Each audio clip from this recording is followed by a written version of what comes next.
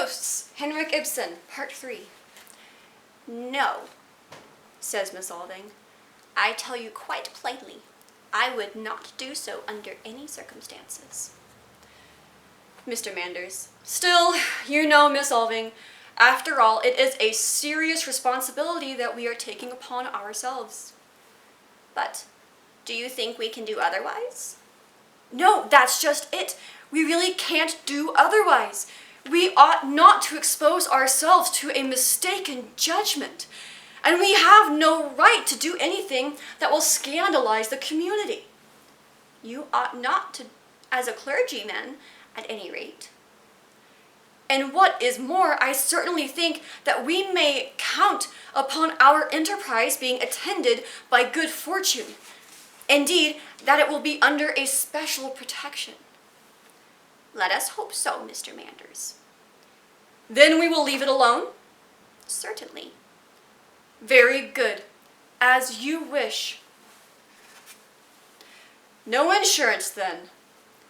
It's a funny thing that you should just have happened to speak about that today. I have often meant to ask you about it, because yesterday we very nearly had a fire up there. Do you mean it? Oh, as a matter of fact, it was nothing of any consequence. Some shavings in the carpenter's shop caught fire. Where Engstrand works? He has... Oh, yes. They say he is often so careless with matches. He has so many things on his mind. Poor fellow. So many anxieties. Heaven be thanked, I am told he is really making an effort to live a blameless life. Really? Who told you so? He assured me himself that it is so. He's a good man, too. Oh, yes. When he is sober. Ah, that sad weakness of his. But the pain in his poor leg often drives him to it, he tells me. The last time he was in town, I was really quite touched by him. He came to my house and thanked me so gratefully for getting him work here, where he could have the chance of being with Regina. He doesn't seem very much of her. But he assured me that he saw her every day. Oh, well, perhaps he does. He feels so strongly that he needs someone who can keep a hold on him when temptations assail him. That is the most winning thing about Jacob Engstrand. He comes to one like a helpless child and accuses himself and confesses his frailty. The last time he came and had a talk with me. Suppose now, Miss Alving, that it was really a necessity of his existence to have Regina at home with him again. Regina! You ought not to set yourself against him. Indeed, I set myself very definitely against that. And besides, you know, Regina is to have a post in the orphanage.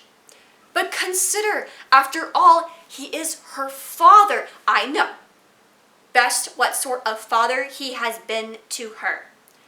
No, she shall never go to him with my consent. My dear lady, don't judge so hastily. It is very sad how you misjudge poor Engstrand, one who really thinks you are afraid. That is not the question. I have taken Regina into my charge, and in my charge she remains. Hush. Dear Mr. Manders, don't say any more about it. Listen, Oswald is coming downstairs. We will only think about him now. Oswald Alving in a light overcoat, hat in hand and smoking a Oswald. Oh, goodness, a big Beersham pipe came in by the door on the left. Oswald. Oh, I beg your pardon. I thought you were in the office. Good morning, Mr. Manders. Well, it's most extraordinary. Yes, what do you think of him, Mr. Manders? I know, can it possibly be? Oh, oops, sorry. Yes, what do you think of him, Mr. Manders? No, can it possibly be? Yes, it really is the prodigal son, Mr. Manders. Oh, my dear young friend. Well, the son come home then. Oswald is thinking of the time when you were so opposed to the idea of his being a painter. We are only fallible, and many steps seem to us hazardous at first, that afterwards he grasps Oswald's hand. Welcome, welcome, really, my dear Oswald, may I still call you Oswald? What else would you think of calling me? Thank you. What I mean, my dear Oswald, is that you must not imagine that I have any unqualified disapproval of the artist's life. I admit that there are many who, even in that career, can keep the inner man free from harm. Let us hope so. I know one who has kept both the inner and the outer man free from harm. Just take a look at him, Mr. Manders. Oswald walks across the room. Yes, yes, mother dear, of course. Undoubtedly, no one can deny it, and I hear you have begun to make a name for yourself. I have often seen mention of you in the papers, and extremely favorable mention too, although I must admit, latterly I had not seen your name so often. Oswald, going towards the conservatory. I haven't done so much painting just lately. An artist must take a rest sometimes, like other people. Of course, of course. At those times, the artist is preparing and strengthening himself for a greater effort. Yes, Mother, will dinner soon be ready? In half an hour. He has a fine appetite, thank goodness. And a liking for tobacco, too. I found my father's pipe in the room upstairs, and... Oh, that is what it was. What?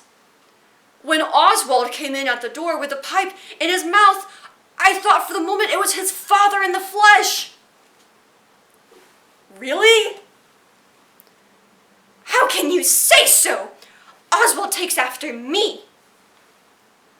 Yes, but there is an expression about the corners of his mouth. Something about the lips.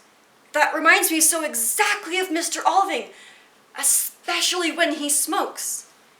I don't think so at all.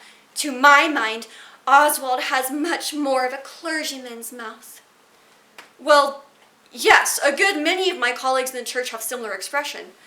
But put your pipe down, my dear boy. I don't allow any smoking in here. All right, I only wanted to try it because I smoked it once when I was a child. You? Yes, it was when I was quite a little chap. And I can remember going upstairs to Father's room one evening when he was in very good spirits.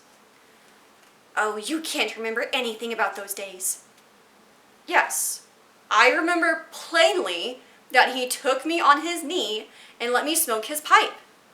Smoke, my boy, he said. Have a good smoke, boy. And I smoked as hard as I could until I felt I was turning quite pale and the perspiration was standing in great drops on my forehead. Then he laughed. Such a hearty laugh. It was an extremely odd thing to do. Dear Mr. Manders, Oswald only dreamt it. No, indeed, Mother, it was no dream, because don't you remember? You came into the room and carried me off to the nursery, where I was sick, and I saw that you were crying. Did Father often play such tricks? In his young days, He was full of fun. And for all that, he did so much with his life. So much that was good and useful. I mean, short as his life was. Yes, my dear Oswald Alving, you have inherited the name of a man who undoubtedly was both energetic and worthy. Let us hope it will be a spur to your energies. It ought to, certainly. In any case, it was nice of you to come home for the day that is to honor his memory. I could do no less for my father. And to let me keep him so long here, that's the nicest part of what he has done. Yes, I hear you are going to spend the winter at home. I am here for indefinite time, Mr. Manders. Oh, it's good to be home again. How much time do we have? 4 minutes. Muchas gracias.